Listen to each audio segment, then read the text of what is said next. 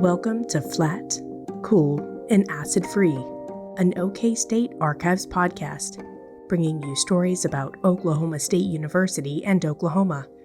I'm Nina Thornton, multimedia producer for the OSU Libraries. Let's take a walk. All right, take the lead from here. All right, everybody. Oklahoma State students are taking me on a guided historic tour through downtown Stillwater. How many of you have been here before? The Museum of Art in 1933, it was actually a postal office, Postal Plaza Gallery, you can see. My name is Rich Frohock, and I have been at OSU for about 25 years. And I have been in the Honors College as Associate Dean for the past 5 years. It's just about 5 years now. And as Associate Dean, I teach honors courses, and I help with our experiential learning program, study abroad. Those are some of the areas that where I have responsibilities. This project was designed to give students the opportunity to learn about their community in a creative way. The class that you followed is a class about Stillwater, Oklahoma. And it uses a kind of honors curriculum that is taught really across the country. And that curriculum is called Place as Text, or sometimes City as Text. And the idea is that with a class, you'll explore an area in as many different dimensions as you can to study life and culture in that place.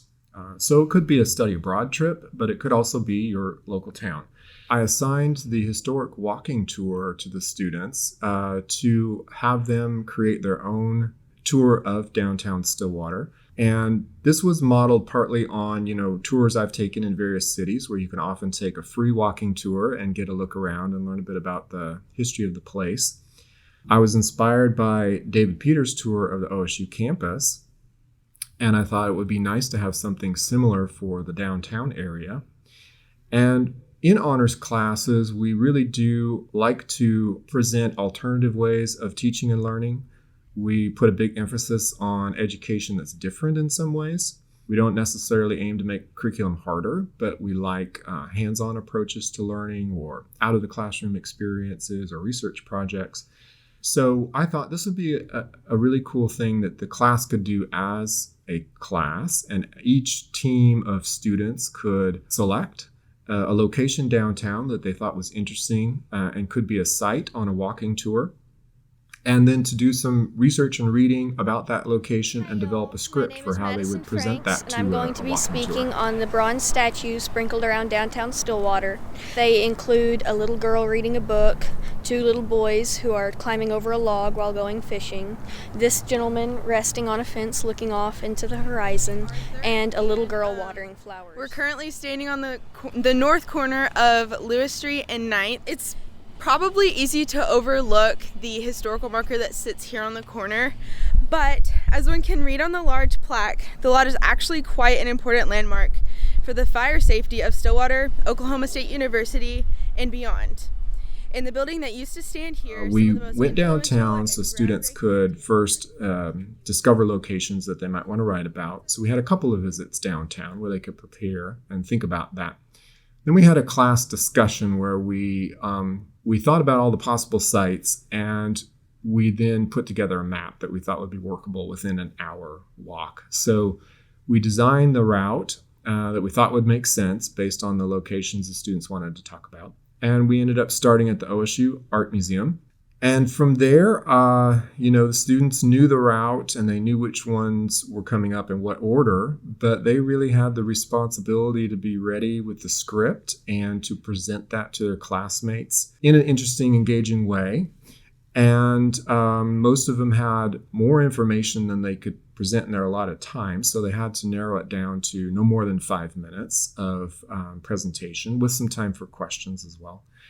And I really just let them lead it from there.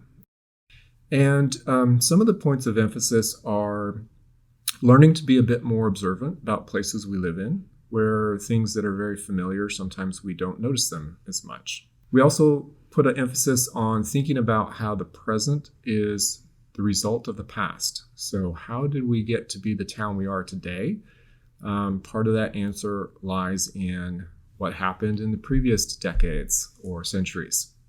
We look at the way the city is organized and structured, how it's divided into neighborhoods, how public transportation works in our community, how our city government operates.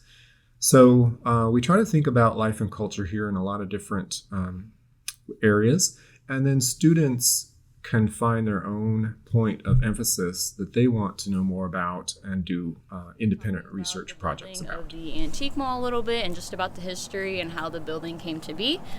So this building was originally built to be the Grand Opera House. It was built in 1900 by two brother-in-laws. Earlier, there's a little bit of openness to interpretation of what this statue symbolizes. There's kind of this image of it leaping over an invisible but kind of present object. And so there's a lot of people who have interpreted this as, talking about kind of having this kind of courage as you face some difficulty or trial. What year the land rush was? Not all at once, but 1889. Yes. 1889. April 22nd, 1889. So that is going to have to do with the railroad station that we're at now, which Ash is going to tell you. Archival material is important for students to be able to work with, and it's important for them to understand the difference between primary and secondary material, for example, so that they're not just consulting secondary histories about a place, but they can find these pieces of what are more primary evidence of what happened in the past. And so being aware that we have these special collections, I think that's one thing that a lot of the students don't know going into the class, that we have this resource here at the OSU Library and how extensive it is. And then knowing, too, that they can come in and use these materials. I think it gives them a different set of tools for research, for historical understanding, and understanding that the library contains lots of different kinds of collections that they can avail themselves of. What I would really like to do is teach it again, get students to expand on what was done by a previous class. And what I would really like to do in the future is offer this tour to students beyond the class. I was thinking it would be good, especially during, let's say, Welcome Week, when we bring a lot of new honors students to Oklahoma State and they're getting ready for their first fall classes. And there are a number of activities planned for that Welcome Week. And I thought, well, I'll bet you could get students to sign up for a walking tour of downtown, and then they could get a chance to get off campus and discover a bit about Stillwater that's going to be their home for the next 4 years. We can't always be 100% on and observe every detail of the world around us. It would be exhausting. But I do think there is always room for being a bit more mindful about the places that we visit, the places that we reside. And I think what it really does is it enriches your experience of living there. Cool. When you know these things, then it just makes it that much more, special to be downtown, because you know a bit about the history of the past. So great job, everybody. The OSU Archives holds materials related to Oklahoma, Stillwater, and OSU history. Find the digital collections on our website at library.okstate.edu, including a finding aid of archive collection inventories. This guide will provide you with a contextual, historical, and physical information about what's available for research. I hope all of our listeners will start a deep dive into your nearest archives or museum to enrich your understanding of place. A special thank you to Dr. Frohock and all of the students for letting me tag along on your tour. Contact information for Dr. Frohock is in the show notes. Theme music is It's a Process, composed by Ben Stone and Finley Green, and published by BBC Production Music, PRS.